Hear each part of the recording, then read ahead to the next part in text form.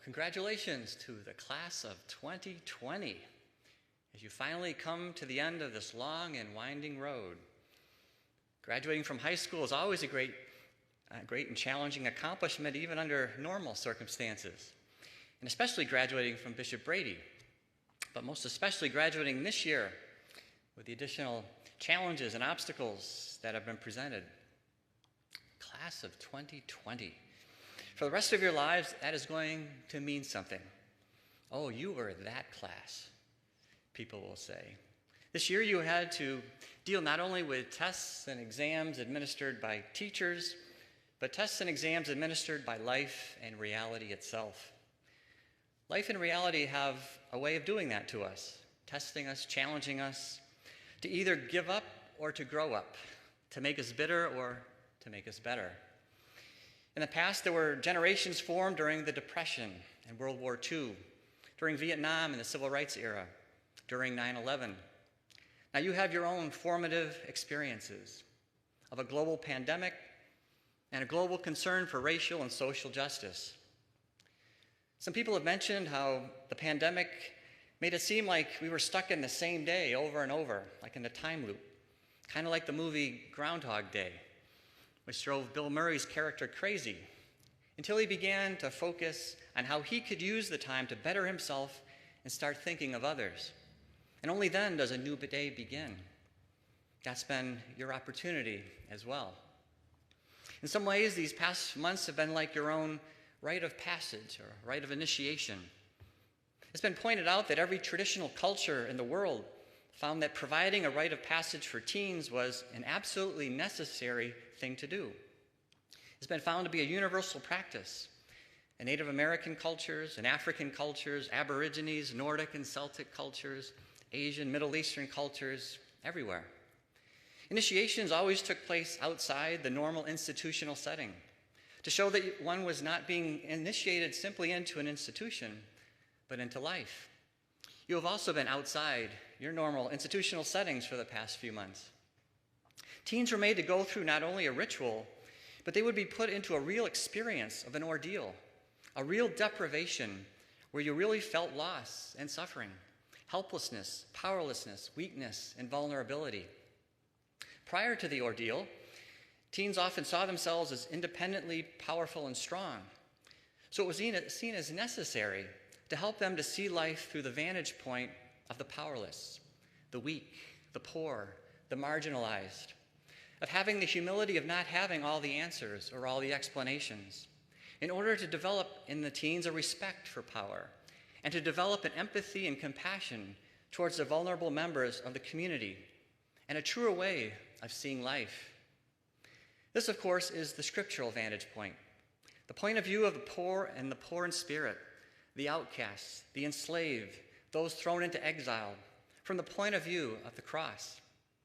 You see this in the way Jesus initiated his apostles, not to lord it over others, but to be good shepherds and to have compassion for the poor. Coming to this mind and heart, this consciousness is a great challenge that we are facing right now in our world today. In this year, 2020, you have had some of these kinds of experiences, which have hopefully helped you to see more clearly.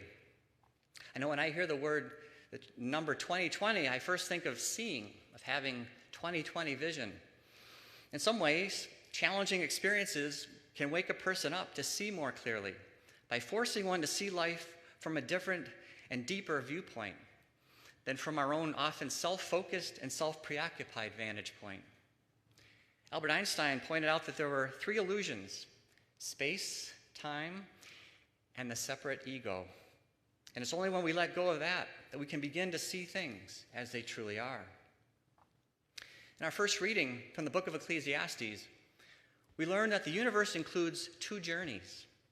On the one hand, there is a time to be born, for planting, for healing, for building, for laughing, for dancing, for gathering stones together, embracing, seeking, keeping, sowing.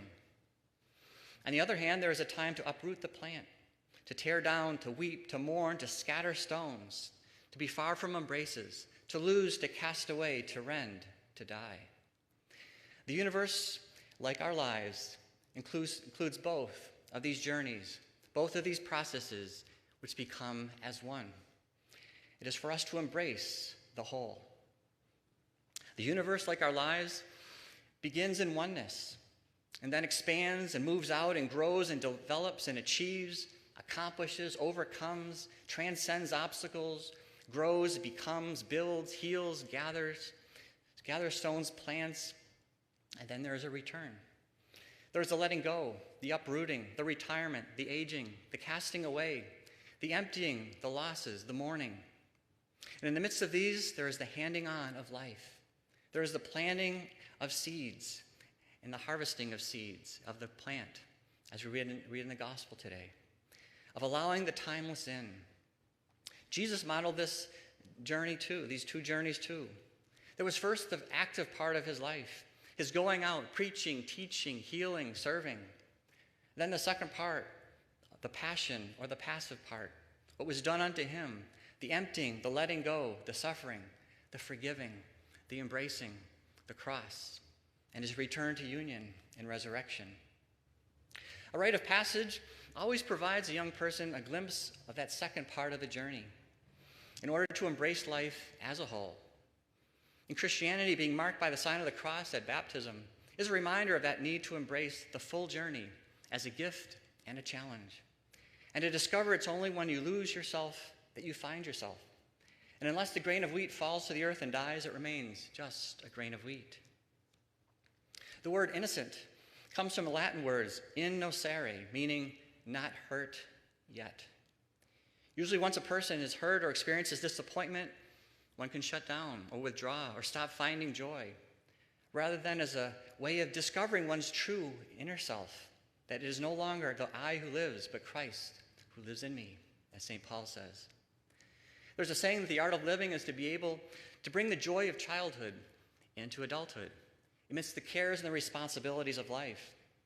Or as another saying puts it, life is not about waiting for the storms to pass, but it's about learning how to dance in the rain.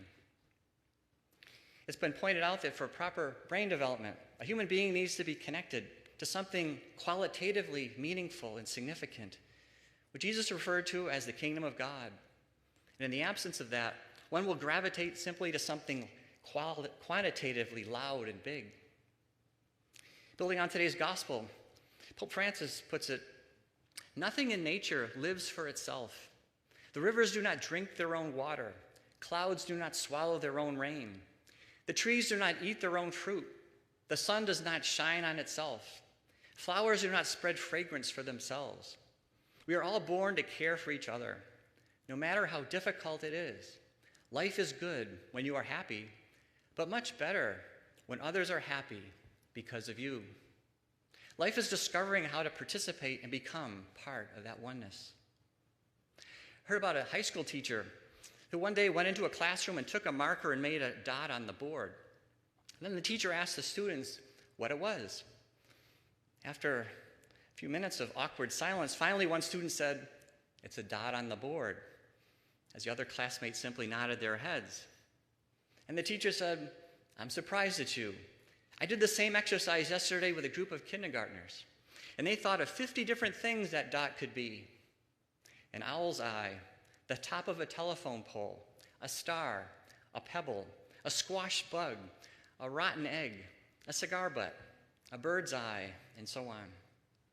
The older students had learned how to find the right answer, but had lost the ability to wonder and to look for more than one, or to ask further questions, or to use their imaginations to think of further possibilities. And that, of course, is as you graduate Bishop Brady, as you go forth with the wonder to discover and learn and find out. I think there's something down here.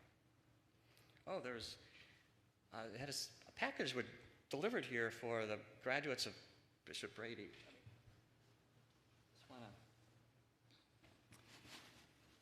We had this delivered a little earlier. It was says to Bishop Brady, class of 2020, from God.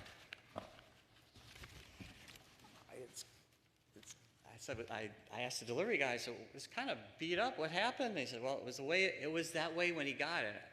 And I said, I hope it wasn't fragile or anything, but I mean, you think people would take better care of a gift like this, but oops. I guess I'm just as clumsy too. Well, anyway, Bishop Brady, class of 2020, you have a gift here. I'm going to try to open it up and let's see what it is. Hopefully it's not too wrecked. Gee. What a shame.